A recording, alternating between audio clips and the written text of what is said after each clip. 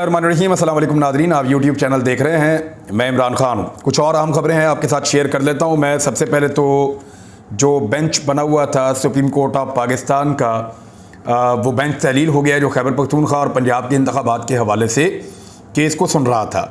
यहाँ कुछ तफसीलात हैं, मैं आपके साथ शेयर कर देता हूँ बेंच के हवाले से, क्योंकि आज जब सुबह अदालत लगी तो उसके अंदर चीफ जस्टिस ऑफ पाकिस्तान ने कहा कि उनके एक साथी जज जस्टिस अमीनुद्दीन खान साहब कुछ कहना चाहते हैं और उनकी पहले बात सुनी जाए। जस्टिस अमीनुद्दीन खान साहब ने केस की समाअत से मादरत कर ली और कहा कि गुज़िश्ता रोज़ के फैसले के बाद अगर मौजूदा बेंच केस की कार्रवाई चलाना चाहता है तो मैं केस को सुनने से मादरत करता हूं। बेंच टूटने के बाद जज कमरा अदालत से उठकर चले गए। अच्छा, ये तो बेंच टूट गया है, 5 रुकनी बेंच था, बेंच टूट गया है, अब दोबारा समाअत होगी और क्या फुल बेंच बनेगा, फुल कोर्ट बनेगा, या ये जो समाअत है ये यही जो बेंच बाकी जजेस रह गए हैं ये करेंगे। इसके ऊपर इजलास भी हुआ और सारा दिन खबरें चलती रहीं। सिद्दीक जान साहब ने बाद में खबर दी, बड़े क्रेडिबल जर्नलिस्ट हैं इस्लामाबाद के। उन्होंने कहा कि अब 4 रुकनी बेंच समाअत करेगा और ये समाअत दोबारा होगी जुमे वाले दिन, और जो बाकी 4 रुकनी बेंच है वो इस केस की समाअत करेगा। यानी जस्टिस मुनीब अख्तर साहब हैं, चीफ जस्टिस साहब खुद हैं, जस्टिस एजाजुल हसन साहब हैं और जस्टिस बंदोखेल साहब हैं। तो ये 4 रुकनी बेंच समाअत करेगा। और ये क्यों कह रही है हुकूमत कि उनको फुल बेंच या फुल कोर्ट इसकी समाअत करे मामले का? देखें, फुल बेंच का मामला ये है कि हुकूमत ने अपने आदाद शुमार जमा किए हुए हैं और मुबैना तौर पर, यानी बहुत सारे लोग ये माजी में कहते रहे हैं कि PMLN ने इतनी पनीरी लगाई है जजेस की पाकिस्तान में कि उनको अगले कई साल तक सहूलतकारी हासिल रहेगी अदलिया की जानिब से। इस किस्म का क्लेम किया जाता है और लोग इस तरह की बातें करते हैं, पाकिस्तान में सरेआम करते हैं। तो कुछ आदाद शुमार का एक आइन का मामला नहीं है, कानून का मामला नहीं है। मामला ये है कि अदालत के अंदर ऐसे कितने जज हैं जो PMLN को लगता है कि उनके मौक़िफ़ की सपोर्ट करेंगे। यानी मैं आपको एक फैक्ट बता देता हूँ और ये कुछ लोगों ने इसको शेयर भी किया है। फैक्ट ये है कि यानी मैं खुद तो कोई कानूनी माहिर नहीं हूँ इतना और इन मामलात को इतना ज़्यादा नहीं जानता, लेकिन जिन लोगों से मेरी बात हुई जो मुझे समझ आ रही है वो ये है कि जो कुछ वज़ीर कानून कहते रहे वही चीज़ें हमने जजेस के इख्तलाफी नोट के अंदर देखी, और फिर जो कुछ मखसूस जजेस कहते रहे वो चीज़ें हमने, एक बिल लाया गया हुकूमत की जानिब से, उसके अंदर भी देखी। अब वो बिल क्या है उसके ऊपर मैं अभी आगे चलकर बात करता हूँ, लेकिन सिचुएशन ये है कि दोबारा से इलेक्शन इल्तफा का केस समाअत के लिए मुकर्रर हो गया है। जस्टिस अमीन बेंच का हिस्सा नहीं होंगे, सुप्रीम कोर्ट के अंदर से ये खबर आ चुकी है, लिहाजा ये बेंच टूट कर दोबारा तश्कील पा गया है और जस्टिस अमीनुद्दीन के बाद अब बाकी 4 जजेस इस केस को सुनेंगे। ये केस पाकिस्तान के अंदर आइन के हवाले से और अवामी मफाद के हवाले से बहुत ज़्यादा अहमियत इख्तियार कर गया है। ये इस कदर ज़्यादा अहमियत इख्तियार कर गया कि पूरे पाकिस्तान की नज़रें इस वक्त इसी केस के ऊपर है। इमरान खान साहब ने यहाँ पे एक बड़ा बोल्ड स्टेटमेंट दिया है। बोल्ड मैं इसलिए कह रहा हूँ कि एक तरफ PMLN, उनके सहाफ़ी, दानिश्वर, वो सारे लोग, PDM की जमातें, वो ये कैलकुलेशन कर रहे हैं कि कितने जजेस उनके हक़ में फ़ैसला देंगे, कितने उनके खिलाफ फ़ैसला देंगे। इमरान खान इससे बाहर निकल कर सोच रहे हैं। उन्हें लगता है कि अदलिया कभी भी आइन के खिलाफ फ़ैसला ही नहीं दे सकती। हालांकि चौधरी एतजाज़ अहसन साहब ने आज TV चैनल से बात करते हुए कहा कि अगर अब सुप्रीम कोर्ट ऑफ पाकिस्तान से उम्मीद लगाई जा रही है तो इन्ना लिल्लाहि व इन्ना इलैहि राजिऊन। उन्होंने बहुत बड़ी बात कर दी है, उसकी तफसीलात में मैं नहीं जाना चाहता। अदलिया का जो एहतराम है वो हर सूरत मलहूज़े खातर रखा जाना चाहिए। जो PDM की जमातें या PDM के साथ जुड़े हुए सहाफ़ी अदलिया के साथ करते हैं, यानी इस तरह के लतीफ़े चलाए जाते हैं, बेंच टूट गया, मुरम्मत वाला चाहिए। जस्टिस बंदयाल की एक बंदयाल जो बस है उसको दिखाया कि वो गिरी हुई है मुख्तलिफ जगह के ऊपर, जी बंदयाल बस गिर गई है, तो वो टॉन्ट करते हैं। और ये वो सीनियर लोग हैं जो बड़े लंबे अरसे से अदालतों के अंदर काम कर रहे थे। तो अब इनके पोल खुल रहे हैं, इनकी औकात नज़र आ रही है, पता चल रहा है कि इनका सहाफ़त से कोई ताल्लुक़ नहीं है, ये सियासी जमातों के ग़ुलाम हैं। ये जजेस को ऊपर भी ले जा सकते हैं अपनी खबरों के अंदर ये कहते हुए कि वो आइन और कानून की सरबुलंदी हो रही है, और नीचे भी गिरा सकते हैं। मिसाल के तौर पर सो मोटो जब हुआ था उस वक्त तो बहुत अच्छा था जब इमरान खान की हुकूमत को ख़त्म किया गया था, लेकिन अब सो मोटो बहुत बुरा है इसलिए कि इलेक्शन में जाना पड़ रहा है। ये सो मोटो शहबाज शरीफ की हुकूमत को तो ख़त्म नहीं कर रहा, ये सो मोटो तो पाकिस्तान को इलेक्शन के अंदर लेकर जा रहा है। लेकिन आप गौर कीजिए, मैं आपके सामने एक फैक्ट रखता हूँ, वो ये है कि 1997 में 1997 में ये नवाज शरीफ साहब की साजिश थी, उस वक्त भी यही इसी तरह का काम हुआ था। जस्टिस इरशाद हसन साहब की सरबराही में 3 रुकनी बेंच बना था। उसने चीफ जस्टिस सज्जाद अली शाह को मजीद अहकामात तक काम करने से रोक दिया था। उस वक्त भी अदलिया को नवाज शरीफ साहब ने लड़ाने की साजिश की थी, क्योंकि नवाज शरीफ साहब का अपना मामला जो है वो अदालत के अंदर आ गया था। नवाज शरीफ साहब को खतरा था कि फैसला उनके खिलाफ आएगा, तो उन्होंने अपने हम ख्याल जजों के ज़रिए से उस वक्त इस किस्म का एक माहौल बना दिया था अदालत में कि जजेस को आमने सामने लाकर खड़ा कर दिया था। आज 2023 की मैं खबर सिर्फ आपके साथ शेयर कर देता हूँ। जस्टिस कादी फायद ईसा साहब की सरबराही में 3 रुकनी बेंच बनता है, और 3 रुकनी बेंच जो है वो चीफ जस्टिस का जो बेंच बनाने का इख्तियार है उसको, और सो मोटो के बारे में भी कहते हैं कि जी ये आइन में मौजूद नहीं है, और रूल्स जब तक नहीं बन जाते तब तक तमाम सो मोटो केसेस मुलतवी कर दिए जाए। अब मामला ये है कि इमरान खान की हुकूमत भी तो सो मोटो के नतीजे में गिरी थी, वरना इमरान खान था उस वक्त तो पाकिस्तान को इलेक्शन में ले गए थे इमरान खान साहब बाजवा के दौर में ही। तो अब मामला ये है कि अगर तो आपने सो मोटो का मामला ख़त्म करना है या उसके ऊपर आपने नज़रसानी करनी है, तो फिर कासिम सूरी की रूलिंग वाले मामले से शुरू करें ना। कासिम सूरी को फिर अपील में जाना चाहिए, और वो कह रहे हैं कि मैं अपील में जाऊंगा भी। कादी फायद ईसा साहब को लेकर 1-2 चीज़ें बड़ी इंपॉर्टेंट है। वो ये है कि मरियम नवाज ने और PMLN ने कादी फायद ईसा साहब को बहुत मुतनाज़ जज बना दिया है। यानी जब कादी फायद ईसा साहब अपने ऊपर लगे हुए इल्ज़ामात का सामना कर रहे थे, जिनको अब हुकूमत ने शहबाज शरीफ साहब ने 1 साल के बाद वापस लिया है, इस मौका पर जब कादी फायद ईसा साहब ने ये वाला काम किया है, इस मौका पर हुकूमत का वो वाला केस वापस लेना, इन चीज़ों को भी शक की नज़र से लोग देख रहे हैं और इनके ऊपर तनकीद कर रहे हैं। कामरान खान साहब ने भी इस पर बात की है, सीनियर सहाफ़ियों ने और ने भी बात की है कि ये कैसे हो सकता है कि हुकूमत एक ऐसे मौका पर जब कादी फायद ईसा साहब का एक जो डिसीजन है वो हुकूमत को फ़ायदा दे रहा है, इस मौका पर हुकूमत उनके खिलाफ जो एक इल्ज़ामात का भंडार था उसको वापस ले ले। कादी फायद ईसा साहब पे जब इल्ज़ामात लगे तो उस वक्त मरियम नवाज साहिबा ने उनको बहुत सपोर्ट किया। हालांकि जजेस को सियासी लोगों की सपोर्ट दरकार नहीं होती, लेकिन बहुत ज़्यादा सपोर्ट किया, और उस सपोर्ट की वजह से कादी फायद ईसा साहब को ऐसे टैग किया गया कि वो इमरान खान साहब के ख़िलाफ़ है और नवाज शरीफ के हक़ में है। तो उनकी जो चीज़ें इस तरह की आती हैं फिर लोग सवालात उठाते हैं, तो इसी तरह जजेस जो हैं वो मुतनाज़े हो जाते हैं। इमरान खान साहब का जो बड़ा चैलेंज है, जो उनका स्टेटमेंट है वो ये है, और ट्वीट करते हुए उन्होंने कहा कि इलेक्शन इल्तवा केस की समाअत के लिए सुप्रीम कोर्ट का चाहे 5 रुकनी बेंच हो या फुल बेंच हो, हमें कोई फ़र्क नहीं पड़ता। यानी PDM की जमातें पहले दिन से जोर लगा रही हैं, जज निकालो, ये जज रखो, ये जज इधर लेके आओ, वो जज उधर लेके जाओ, पहले दिन से जोर लगा रही हैं। तो इमरान खान साहब ने कहा कि कोई फ़र्क ही नहीं पड़ता, चाहे 5 रुकनी बेंच सुने तो चाहे आप फुल बेंच बना दें, हमें कोई फ़र्क नहीं पड़ता। हमें सिर्फ ये जानना हम चाहते हैं कि इंतखाबात आइन में फराहम करदा 90 दिन के दौरान हो रहे हैं या नहीं। यानी आइन के अंदर लिखा है कि 90 दिन में इंतखाबात होंगे, हम तो जानना चाहते हैं कि 90 दिन में आप इंतखाबात करवा रहे हैं पाकिस्तान में या नहीं करवाना चाह रहे, यही हम जानना चाहते हैं। हमने पंजाब और खैबर पख्तूनख्वा की असम्बलियाँ तहरील करने से पहले अपने आला तरीन आइनी माहिरीन से मुशावरत की थी, जिन सब की मुतफ़िक़ा राय यही थी कि 90 रोज़ में इंतखाबात कराने की आइनी शिक से इनहराफ मुमकिन नहीं है, नहीं किया जा सकता। लेकिन अब मुजरिमों की इम्पोर्टेड हुकूमत, इनके सरपरस्त और नहायत मुतनाज़े इलेक्शन कमीशन ने आइन का खुला मजाक बनाया हुआ है। दस्तूर की मुख्तलिफ शिकों को अपने काबिल अमल जबकि दीगर को नाकाबिले नफाज करार देकर यह गिरोह दरअसल पाकिस्तान की असास पर हमला आवर है, जो आइन और कानून की हुक्मरानी पर इस्तवार है। ये लोग इंतखाबात से इस हद तक खौफजदा हैं और अपने सज़ा याफ्ता मुजरिम कायदीन को बचाने के लिए इस कदर बेचैन हैं कि दस्तूर और कानून की हुक्मरानी की आखिरी अलामत तक को मिटाने पर आमादा है। ये इमरान खान साहब ने ट्वीट किया है। दलेराना ट्वीट है कि जैसा मर्जी बेंच बन जाए जी, फैसला करो फटाफट कि आइन के मुताबिक पाकिस्तान में इंतखाबात होने हैं 90 दिन के अंदर या नहीं होने।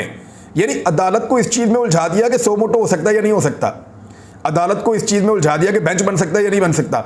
जो असल मामला है कि आईने पाकिस्तान के मुताबिक तहलील शुदा असम्बली में इंतखाबात 90 रोज़ में होने या नहीं होने, उसके ऊपर कोई बात ही नहीं कर रहा, उसके ऊपर कोई आगे नहीं बढ़ना चाहता। फुल कोर्ट भी बन जाए, मेरे ख्याल में जजेस कभी भी, मुझे तो ऐसा नहीं दिखाई देता कि कभी भी जजेस, अगर सारे जज इकट्ठे भी बैठ जाएं तो वो इज्तिमाई शऊर के जरिए भी आइन से मुतसादम कोई फैसला नहीं दे सकते कि जनाब हम ये चाहते हैं, नजरिया ज़रूरत है तो पूरे पाकिस्तान में इकट्ठे इंतखाबात करवा दिए जाएं। नहीं हो सकता। होगा यही कि 90 रोज़ आइन के अंदर लिखा हुआ है तो 90 रोज़ के अंदर इंतखाबात करवाए जाएं। अब इलेक्शन कमीशन जो है उसको आगे करना चाहता है तो सॉलिड रीजंस देने पड़ेंगे। और जिस किस्म के रीजंस उन्होंने दिए, इन रीजंस के साथ तो कोई भी हुकूमत 10 साल 15 साल इक़्तिदार में रह सकती है, इंतखाबात से भाग सकती है। अब जो अदालती इस्लाहात से मुताल्लिक इस्लाहात तो वो कह रहे हैं, एक्चुअली ये अदालत के ऊपर अटैक ही कहा जा रहा है। जो बिल है वो सेनेट से भी मंजूर कर लिया गया है, यानी इतना तेज़ ये कार्रवाई डालते हैं। NRO 2 लेना हो, धड़ाधड़ कार्रवाई करते हैं फौरी तौर पे। आर्मी चीफ की एक्सटेंशन का कानून आना हो, जनरल बाजवा के दौर में सारे इकट्ठे होते हैं, जाके कानून साजी करते हैं, धड़ाधड़ करते हैं। अब इस वक्त अदलिया को जो है वो कंट्रोल करने की कोशिश की जा रही है या उनके ऊपर एक अटैक किया जा रहा है, तो सब ने जो है वो इसके अंदर अपना हिस्सा डाल दिया फौरी तौर पर। 19 वोट मुखालफत में पड़े, जो पाकिस्तान तहरीक इंसाफ के वोट थे वो मुखालफत में आ गए और तहरीक इंसाफ ने कहा जी ये गलत है, वो पोस्टर वोस्टर लेकर आए थे। लेकिन ये जो कानून नया बना है इसके मुताबिक कुछ चीज़ें की गई हैं और नवाज शरीफ को भी एक फ़ायदा पहुंचाने की कोशिश की गई है।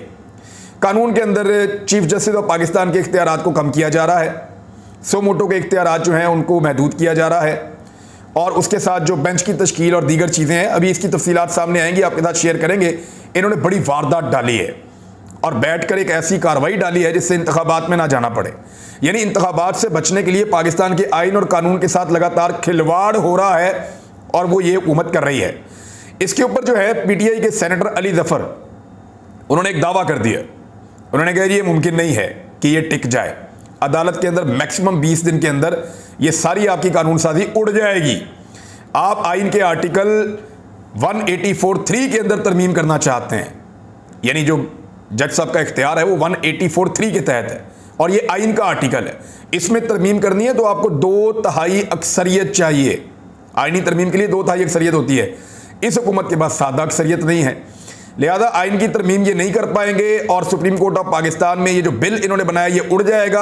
और इस बिल के अंदर नहायत चालाकी से इन्होंने नवाज शरीफ को बचाने के लिए भी मामला शामिल कर दिया है कि 184(3) जो है, क्योंकि नवाज शरीफ साहब को भी सजा हुई है, वो ये चाहते हैं कि नवाज शरीफ की सजा माफ़ हो जाए इसी बहाने। और इसको मोहसिन दावर ने नवाज शरीफ साहब की मुबैना तौर पे ख्वाहिश के ऊपर इसके अंदर डाला है। मोहसिन दावर आप जानते हैं कि वो ड्रोन हमलों के भी हक में है, हमेशा से इमरान खान का बहुत मुखालिफ है और नवाज शरीफ साहब का बड़ा मुरीद है ऐसा लगता है, और उसने इसको बीच में मोहसिन दावर ने डाला है इसको तरमीम के अंदर या इस बिल के अंदर। अब मामला ये है कि नवाज शरीफ के लिए पाकिस्तान में कितनी मरतबा आइन बदला गया या कानून बदला गया, आप हैरान हो जाएंगे। ये वो आदमी है जिसके लिए बार बार पाकिस्तान का कानून ही तब्दील कर दिया गया। जब तीसरी मरतबा वज़ीर आज़म बनना था नवाज शरीफ में तो आइन में तरमीम कर दी गई। नवाज शरीफ ने पाकिस्तान से बाहर जाना था तो कानून तोड़ दिया गया, डील कर दी गई। NRO 2 देना था, फिर कानून तोड़ दिया गया, बिल्कुल कानून ही बदल दिया गया। नवाज शरीफ साहब ने रायगढ़ में ज़मीन खरीदनी थी, कानून ही बदल दिया गया। नवाज शरीफ के लिए जितनी मरतबा पाकिस्तान में कानून बदला गया और तोड़ा गया है, उतना पाकिस्तान में किसी के लिए भी ऐसा नहीं किया गया। मिसाल के तौर पे मैं आपको चंद चीज़ें गिनवा देता हूँ। रायगढ़ की ज़मीन खरीदनी थी, रूल्स बदल दिए गए और जब खरीद ली तो रूल्स वापस बदल दिए गए। नवाज शरीफ ने तीसरी मरतबा वज़ीर आज़म बनना था, रूल्स बदल दिए गए और आइन में तरमीम कर दी गई। नवाज शरीफ ने पाकिस्तान से बाहर जाना था मुशर्रफ के दौर में, NRO दिया गया और डील करके नवाज शरीफ को कानून के खिलाफ बाहर निकाला गया। नवाज शरीफ ने वापस आने के बाद दोबारा करप्शन की, दोबारा केसेस में फंसा, फिर गिरफ्तार हुआ। नवाज शरीफ को निकालने के लिए दोबारा अदालत ने 50 रुपए के स्टाम्प के ऊपर पहली मरतबा एक सजा याफ्ता मुजरिम को निकाल के बरतानिया भेज दिया, फिर कानून तोड़ दिया गया। और NRO 2 लेना था नवाज शरीफ साहब ने, दोबारा कानून बदल दिया गया और अब एक मरतबा फिर कानून बदलने की कोशिश की जा रही है कि 184(3) वाला जो मामला है नवाज शरीफ साहब को उसमें रिलीफ मिले और ये बारीक वारदात डालने की कोशिश की गई है। लेकिन ये मामला चलेगा नहीं क्योंकि वकला अब खड़े हो रहे हैं। सुप्रीम कोर्ट ऑफ पाकिस्तान के साथ वकला खड़े हो रहे हैं। लाहौर में होने वाले कन्वेंशन ने बुनियादें हिलाकर रख दी हैं PDM की। वकला बहुत बड़ी तादाद में इकट्ठे हुए। वकला ने बड़ा क्लियर मैसेज दिया है, पाकिस्तान भर के वकला, वो तमाम वकला जो शामिल थे जजेस बहाली की तहरीक के अंदर, उनके सरकर्दा रहनुमा, बड़े वकला तमाम के तमाम इस वक्त खड़े हैं एक साथ और वो बात कर रहे हैं आइन की सरबुलंदी की। वो कह रहे हैं इंतखाबात उनके अपने वक्त के ऊपर होने चाहिए, आइन के मुताबिक होने चाहिए। अदलिया पर हमलों के वो खिलाफ खड़े हो गए हैं, इंसानी हकूक़ की खिलाफ वर्जियों के ऊपर वो मजम्मत कर रहे हैं। बदतरीन तशद्दुद और झूठे पर्चे और गिरफ्तारियां जो की जा रही हैं और गैर आइनी ख्वाहिशात जो हैं PDM की, उनके खिलाफ वकला डट गए हैं। इस तहरीक में इस मरतबा कोई लंबे चौड़े फंड्स नहीं आ रहे। पहले परवेज़ मुशर्रफ ने इल्ज़ाम लगाया था कि वकला को फंड्स दे रही थी सियासी जमातें और बाहर से भी आ रहे थे। इस मरतबा ऐसा नहीं है, लेकिन वकला को ये पता है कि अगर पाकिस्तान में आइन और कानून की सरबुलंदी होनी है तो फिर ये करना पड़ेगा, और वो डट गए हैं और वो ये काम कर रहे हैं। हसन नियाज़ी जो है वो रिहा हो गया। क्या हासिल कर लिया उसको गिरफ्तार करने वालों ने? वो आएगा और पहले से ज़्यादा बढ़ के काम करेगा, लोग उसको ज़्यादा फॉलो करेंगे, ज़्यादा उसके साथ चलेंगे, और ये बड़ी अच्छी बात है। सियासी कारकुनों के लिए ये चीज़ें तमगे होते हैं, लेकिन रियासत इसमें बदनाम होती है। रियासत को ये बात समझ नहीं आ रही। अदर मशवानी के बारे में मैं एक बात आपको करना चाहता हूँ, बहुत सारी और चीज़ें हैं, फिर अगले वीलॉग में आपको बताऊँगा, लेकिन अदर मशवानी को गायब कर दिया गया, लाहौर से उठा लिया गया।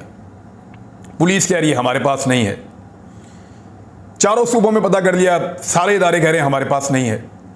यानी FIA या पुलिस ही उठा सकती है ना, सबने लिख कर दे दिया कि जी हमारे पास नहीं है।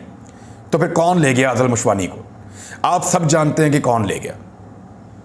जब बलूचिस्तान में लोग लापता होते थे, सिंध में होते थे, खैबर पख्तूनख्वा के कबायली इलाकों में लोग लापता होते थे, तो तब ये चीज़ इतनी शिद्दत से महसूस नहीं की जाती थी। और बाद औक़ात लॉ इन्फोर्समेंट जो है वो इस किस्म की यकीन दहानी भी करवाते थे सहाफ़ियों को कि एक्चुअली पाकिस्तान का कानून बड़ा कमज़ोर है, तो हमें कुछ दहशत गर्दों को, बड़े खौफनाक लोगों को मावराए कानून उनके साथ चलना पड़ता है। इस किस्म की वो जस्टिफिकेशन भी बाद औक़ात ऑफ द रिकॉर्ड देते थे। लेकिन अब उनकी जस्टिफिकेशन कौन मानेगा, जब लाहौर से एक आदमी को सिर्फ बोलने के जुर्म में उठा लिया गया, अज़हर मशवानी को, और गायब कर दिया गया। ये तो कोई दहशतगर्द नहीं है, ये तो कोई रियासत के खिलाफ कोई इस किस्म का प्रोपेगेंडा या रियासत के खिलाफ कोई इस किस्म के बम नहीं बना रहा और चला नहीं रहा। मैं एक चीज़ कहना चाहता हूं कि पाकिस्तान के जो चीफ जस्टिस साहब हैं, chief of the army staff, उनसे भी मैं कहना चाहता हूं, IG पंजाब भी सुन लें, जो FIA के DG हैं वो भी सुन लें, राणा सनाउल्लाह भी चलें सुन लें, और बाकी सब लोग भी। उन सबके भी बेटे हैं। मैं उनके बेटों के नाम नहीं जानता, लेकिन मुझे ये पता है कि उन सबको अपने बेटों से बहुत प्यार है। ज़रा एक लम्हे के लिए अपने बेटे को अपने दिमाग में लाइए और लाकर ये सोचिए कि आपके बेटे को अपनी मर्जी से बात करने के जुर्म में गायब कर दिया गया है, और अब आपका बेटा आपको नहीं मिल रहा। आपको नहीं पता कि वो किधर है, आप नहीं जानते कि उसको कौन लोग कहां लेकर चले गए हैं, और इस वक्त वो किस हाल में है। उसके ऊपर टॉर्चर हो रहा है या उसको कैद किया गया है, उसे रोज़ा रखने दिया जाता है या नहीं दिया जाता, खाना और पानी मिल रहा है या नहीं मिल रहा, वो जिंदा भी है या नहीं है, आप नहीं जानते इन चीज़ों को। और जब आप इन चीज़ों को नहीं जानते अपने बेटे के बारे में, तो सोचिए आपके दिल पर क्या गुजरेगी। अज़हर मशवानी भी किसी का बेटा है, और इससे पहले जितने लोग लापता हुए वो भी किसी के बेटे हैं। आज उन सब के दुख को हम ज़्यादा बेहतर अंदाज में महसूस कर सकते हैं, और जो लोग लापता करने वाले हैं ना, उनका बहुत शुक्रिया कि उन्होंने हमारे बिल्कुल करीब से लोगों को लापता करने के बाद हमें ये एहसास दिलाया कि लापता होना कैसा होता है और इसकी तकलीफ़ कैसी होती है। ये जो गिरें लगाई जा रही है ना हाथों से, ये आपको दांतों से खोलनी पड़ेगी। याद रखिएगा मेरी बात। अब तक के लिए इतना ही। अपना ख्याल रखिएगा, अपने चैनल का भी। अल्लाह हाफ़िज़।